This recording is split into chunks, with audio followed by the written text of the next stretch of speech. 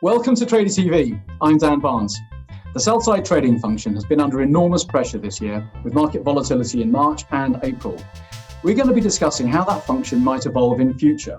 We're going to have perspectives from the sell side, the buy side, and technology vendors to get a rounded view. Today we're speaking with Mark Goodman, Head of Platform and Execution Hub at UBS, Ed Wicks, Head of Trading at Legal & General Investment Management, and Pontus Eriksson, Head of Strategy at FIS. Mark, Ed, Pontus, welcome to Trader TV. Good morning. Thank you. Good morning. Mark, if I could start with you, what do you see as being the evolutionary pressures on sell-side trading operations today? The pressures that we've seen pre-pandemic are the same pressures that we're seeing post-pandemic. And personally, I would argue that technology is the most significant evolutionary pressure on the trader. I imagine that's slightly controversial. A lot of people will talk about topics such as regulation, which clearly do have an impact. But sometimes we like to discuss our industry in isolation without looking at the wider impacts of society of technology. I agree with Mark. I mean, financial firms such as banks, they start to see themselves as technology first. They need to go from fintech to techfin in their mindset.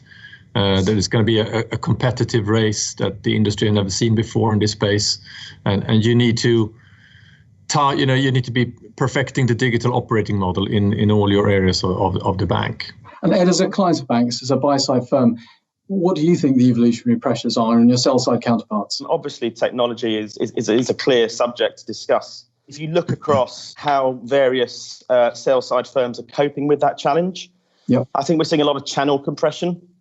So we're seeing a lot of people talk about high touch and low touch. That's been around for a long time, obviously. But I think we're seeing, particularly in fixed income markets, a speeding up of that transition, perhaps, towards low touch. And it's something we absolutely support. And are client demands changing? We've always demanded sort of consistently, high trading performance from our counterparties. So that hasn't really changed. And really, the sell side is critical, in helping us achieve those aims. And the other thing that we need to be very cognizant about in this environment is being as efficient as we possibly can be. And it's really there where, we would look to partner with sell side firms to help us in that innovation space, just to make sure that everything that we're doing is sort of got an eye on scalability. Really, really important for us. It's interesting that Ed points out that they support electronification. That's key for us because we can't move faster than our customers. If we build these solutions that are based on technology, but then find that actually the demand is still to interact with a human being, then we've built the wrong technology. We've thought about it in the wrong channel. With the buy side, we're seeing that whilst they want the same services, if you're trading 50 million euro dollar, even though you may enjoy interacting with your FX salesperson, you really actually have a much broader range of options on your screen. You have access to instant liquidity from many more providers, and you have instant fulfillment when you want to consume that. Pontus, your thoughts? We have seen a bifurcation of the asset management market into the large asset gatherers, such as BlackRock, State Street, Elegium, etc. And we've seen new active managers coming in, focusing on solutions and outcome-oriented products for their clients. And this is typically where ESG investments comes in. And then we have the squeezed middle that are trying to stay afloat. And for these players, maintaining margin means an increase the outsourcing of non-core activities to service providers and trusted partners. The use of emerging advanced technologies to automate operations, as well as generating trade ideas. Mark, how does the changing face of regulation affect the way that the trading function is built today? Maybe I downplayed the impact of regulation earlier, but just on a relative basis to technology, it clearly has an impact on our business. And I would probably divide that into possibly kind of two drivers. One is we look at a lot of the regulation that came about as a result of the financial crisis. We're looking at regulation that drove the cost of capital. And whilst that doesn't necessarily impact the way we build our trading function, it does impact the trading functions we build and we invest in, because increases in cost of capital have a fundamental impact on the profitability of those businesses. So I think there's one element of regulation that drives which business we want to be in and which businesses are possibly less attractive to us. The other driver of regulation, I actually think links with technology again. If you look at a lot of the issues that MiFID II was trying to address at the market microstructure level, you actually see regulation that's reacting to technology trends and trying to update regulation to reflect that and hopefully support that evolution whilst managing the risks. And that, again, focuses a little bit on how we build the trading desks, but certainly it's much more around how we build the technology and think about the technology rather than actually how we construct the trading desk itself. That is much more predicated on the influence of technology rather than regulation as a whole. Regulation has certainly contributed to a far greater use of electronic trading solutions, certainly on the buy side. The way that we consume liquidity has certainly changed. So, as a sort of a further iteration of that, we're then able to sort of consume more data points because we're using these electronic systems. And therefore, how that sort of ties in with how we construct the trading desk, we therefore need more individuals with quantitative skills that sit on the trading desk. So, for example, at Elgin, we've had for the last 2 or 3 years a trading research team that actually sits as part of the trading team in London and Chicago. And what they're able to do is to assess all the data that's coming through our trading applications and effectively help us make better trading decisions on the back of that data. At FIS, we did a pulse survey recently where we asked 250 senior executives across the buy and sell side about the areas where they see the biggest threats in terms of their growth. And it was quite clear that added regulation that post the pandemic is one of them. Mark, what's the drive from your perspective to consolidate trading between asset classes or liquidity profiles? Last year, we actually brought together equities and FX rates and credit into a single construct global market. So we definitely are in line with the trend to try to bring more of these functions together. And there's clearly a massive amount of duplication at an operational level, whether that's technology, as Pontus just highlighted, or how we respond to regulation, how we manage and run the business and the risk. So there's many advantages to breaking down these silos and being able to run more efficiently. I think what we have to be careful of is making sure that we don't create generalists where we need specialists. There's a real difference between trading an equity and trading a CDS, and I'm not sure the trader exists as yet who can handle both of those. There's a view that technology normalizes that to some extent, but I think the market factors and interactions are very different between those two. And even if we look at, maybe we consolidate across the liquid end, so let's say equities, large cap with US treasuries, the protocols for trading in those markets are also very different. So there's many challenges by trying to create this hybrid individual who can just trade any asset class. The point that Pontus mentioned about how we face off to clients, I think that's probably the key driver here. So for us at Elgin, what we've done, we broadly have a group of 35 traders globally at the moment. And that is, to Mark's point, staffed by both asset class specialists as well as multi-asset traders. And I think that's very important to acknowledge that you do need both. So what we've done, we've broken down our trading function into 2 core trading groups. So we have a fixed income trading group, trading credit and rates, etc. And then what we've done on the other side is brought equity and FX together. So we have an equity and FX trading group. Now, Mark touched on the protocols. And we do believe that there are a lot of similarities, and the direction of travel in equity and FX is somewhat similar. The other point I would also make is that it's not just about the protocols that are similar, but for us, the technology that we use to access those markets is also similar. In fact, it's uniform. So the execution management system we use to access equities is precisely the same as the execution management system we use to access FX markets. So it works very well for us. And Pontus, do you have any thoughts? We need a unique sales function to service the client in a good way. We need to consolidate technology to lower cost and to lower complexity. And we need to consolidate because we need a consolidated risk view. Thirdly, I think the data integration. You have data across the board. And Mark alluded to it, you have different protocols, different ways of trading these products. And that's absolutely true. And that's where I guess the tricks comes in. How do you create this infrastructure that does everything? I'd like to talk now about the vision and expectations of change on the sell-side trading function that we have. Ed, what do you think buy-side firms might ask for differently in the future from their dealers? I guess there's a couple of things that I would really highlight. The first thing would be data. The buy side is increasingly wanting to consume more and more data from their sell-side partners. Very important in helping us make more objective trading decisions. So the trading research team here at Legal & General on a daily basis are consuming unique data sets from various brokers. We also have access to various models that the sell side can help us with. So that's very important. The other one really centers around primary markets, and there's been a lot of discussion around this in recent months. And I think this is a key area where the interactions between the buy side and the sell side are relatively inefficient. You know, the process is quite manual, it's quite laborious.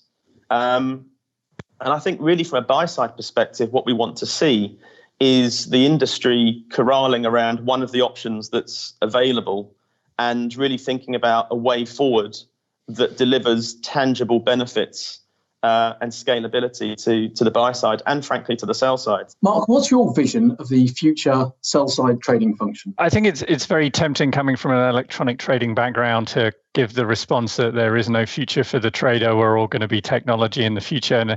And whilst I may be axed to some extent in that discussion, I simply don't see it as realistic.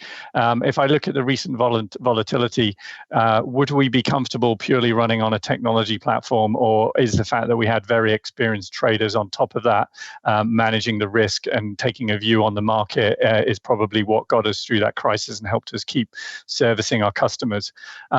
I think what we're going to do is we're going to move from what's been a very kind of individualistic type role where a trader running a book, taking risk, taking a view on the market, to much more of a team structure. So thinking about what's actually the mix of skills that you need in that function, because we do need that trading experience. We do need that understanding of the markets.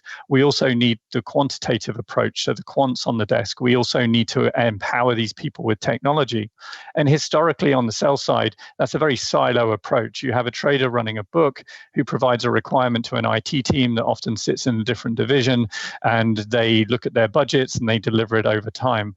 In order to be able to be an effective trading desk of the future, you need all those skills in one place as a hybrid team so that you can leverage all those different experiences at the right time and come out with the right outcome. So I see us moving very much from a kind of individual approach into a much more hybrid team approach in the trading function. But I think the future trader will be surrounded by, they will carry a surveillance role and definitely chip in with market knowledge, but they will also be surrounded with data scientists or an army of them, helping them with machine learning and artificial intelligence. So I think there will be greater attribution analysis done in the bank, linking the overall cost structure to the business decisions. Very good. Mark, is there anything you wanted to come back on that? A trader on their own is no longer going to be what we think of as running a trading book. They're going to have input from other skill sets. For me, what's important and what we've been doing at UBS for some time is aligning those people together. It's really important that that ownership of that trading book is not just with a trader who then relies on data scientists. It's got to be a trading book that's owned by the trader and the data scientist and the technologist collectively.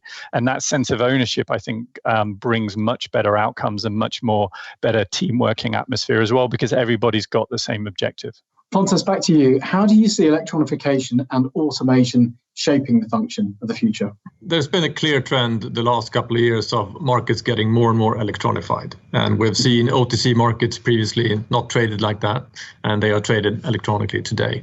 And there's a mix of protocols and central limit order books to RFQ-based trading. So I think they will commingle and they exist, and sometimes they can be automated and sometimes it's more complicated. So I think automation is the key driver to reduce overall cost, and market electronification has been a clear trend even before the pandemic, but that's going to be exacerbated because of the pandemic and because of the digitalization. So I think the more machine learning comes into the place and the more artificial intelligence and the more automation, the bigger the driver for electronification. So I think they are commingled. You can't separate the two. Mark, you've given us your vision of the future. Whereabouts are there gaps in skills, functions and technology between where we are today and where we need to be? I think our quest to find the single individual who is both a trader, a quant and a technologist is struggling. And if anyone has any suggestions, we'd happily receive those CVs. So the idea of filling skill sets is actually about bringing people together. And if you do that and you actually then have a group of people who collectively have the right combination of skill sets that you need to deliver in this new environment, the core skill set of every individual on that team becomes communication. Ed, coming back to you, what effect has distributed working as a result of the COVID-19 pandemic had on trading teams and your interaction with sell-side firms? The ability to continue communicating effectively with tools like MS Teams and Zoom and all the other variations that are out there has certainly been helpful to us. It's allowed us to conduct internal communications pretty seamlessly. And we've actually just completed our H1 broker reviews, and those were all conducted on those types of technologies, and it worked very well. For the first half of this year, the global trading team at Legal & General has witnessed a huge growth in trading turnover. We've actually seen a 34% increase year on year in the amount of trading activity that we've been executing. And I think that shows that we've been effective in working remotely. Mark, can I bring you in on that point? Our biggest observation is communication becomes a key challenge. You're used to communicating with people who are sat on the same row of desks as you. Equally, when you communicate to your client, you have to be cognizant that that client trader is now no longer sat with their colleagues, that they're also distributed. So we found that there was a propensity to lean on electronic as opposed to traditional methods. And we saw that on the trading side, for example, in Bondport, where we saw a 97% uplift in volumes. We moved to be a top 3 provider on Bloomberg Broker Ranking in terms of volume executed in the credit space. What we saw there was clients actually adopting electronic means as being more efficient than voice means due to the challenges in communication. But what's been really interesting is that uplift has remained. So people have adopted new ways of working, and once the initial pressures have gone away and they could potentially revert back to their traditional methods of trading, they haven't. They've stuck with it. Pontus, how have you seen it impact clients? I think the market is going to change to a more strategic reassessment of home working. I think there will be some kind of hybrid between home and in the office. And I think the office spaces and how banks and vendors alike, how they will do it will change. In the third part of our discussion, we're going to be looking at the practical changes needed to bring sell-side firms to that vision of the future. Mark, if I can start with you, how do you actually manage automation and high-touch sales together in a single function? So all too often, automation is seen as a way to cut costs and potentially cut headcount. If you start with automation and technology thinking about actually what is the outcome you want to achieve, how can you make things better, then you usually get to a solution which actually is more appealing to the client and isn't necessarily just about cost cutting, even though that may be a secondary effect or allow you to do more with less. So I think about some of the projects that we've been running. Probably the one to highlight is where we looked at how we could apply machine learning to the problem of which client to call when we have an axe on our credit trading desk. So rather than just look at how could we automate what a salesperson does, how can we just take those axes and actually distribute them out to the right customers, we set ourselves a challenge. We try to understand what is the average number of calls a salesperson makes in order to get that trade done. And that averaged out at about 5, which is actually quite impressive and shows the experience that an individual can bring to this problem. What we wanted to do was build an algorithm that could actually allow us to reduce that from 5 to 4. And that's of a benefit to efficiency. It means the salesperson can be more efficient. It's a benefit to the trading book because we have less information leakage. And it's a benefit to the client because the client gets a better hit rate. Pontus, how do you see the capacity of sell-side firms to offer multi-layered services to their clients? COVID-19 has accelerated the pace of change. It underlines that everyone needs to be more flexible. We have the rate of change in the technology space and digitalization, which calls for additional agility.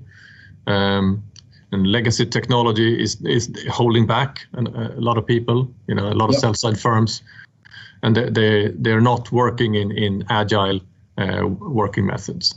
Mark, how do you see risk warehousing being supported going forwards? Because that's been a challenge for sell-side firms typically. It has been a challenge, and it obviously goes back to the regulation, which is increasing capital costs, but it's still a core function that our clients require from us. So we see it as something that we will continue to provide, but we need to provide it on a profitable basis. And one of the things that drives that is velocity of the trading book. If we take on risk from clients in order to warehouse it, how easy is it to unwind that risk in the market? If you look at the way that spreads widened during the pandemic in the spring, you see that actually that appetite to warehouse that risk, that nervousness that I might not be able to get out of this risk and turn it over when I need to, results in wider spreads and a difficult trading environment for clients. One of the responses to that is to increase diversity in the market.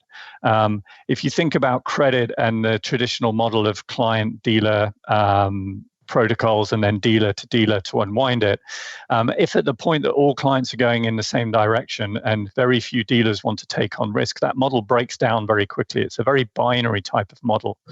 The models that we saw that were successful were the models that allowed all-to-all interaction, that allowed many more people to come into the market and not necessarily coming into warehouse risk, but act to fill that gap. So how can you bring together not just the traditional clients and the dealers, but also the new entrants, the systematic traders, the ETF players, the treasury desks, the private clients, all into one place, and actually allow the market to continue so that you have a diversity of investment objectives and a diversity of reasons for either holding risk or offloading risk. Ed, how do you view risk warehousing at the moment and potentially your needs in the future? Risk warehousing, access to balance sheet is absolutely crucial. And we work very hard with our sell-side counterparts to understand how much we are actually consuming of that. And there's a vast difference between different banks in terms of how much they can offer. It's a key differentiator. Mark and Pontus, can I ask you how close you think we are to the needed levels of agility on the sell-side trading function today? We are close because I think the agility is now being forced upon us. So I think, people were working with a lot of agile ways before. So I think it's reasonably good shape. Yeah, Dan, if you'd asked me that question in January, I'd say very far away. And then 2 months later, the entire industry managed to move to a completely new working model in a record time and continue to service clients and the market and keep things running. So I think we surprised ourselves with the level of agility we had, and that's a credit to the adaptability of the people who worked on that. We still have a large technology legacy on the sell side and to some extent on the buy side, but also the front to back plumbing in the industry. And so innovations are always going to be innovations will always be slowed down as we try to overcome that legacy. We have to bring that with us, and that reduces the speed that we can deliver change. So I think that remains a challenge. But as I say, I think the experience of COVID-19 has shown that when we need to adapt and be agile, the industry as a whole can respond very quickly. I'd like to thank Pontus, Mark and Ed for their perspectives, FIS for supporting us, and of course you for watching. To catch up on our other shows or to subscribe to our newsletter, go to tradytv.net or etftv.net.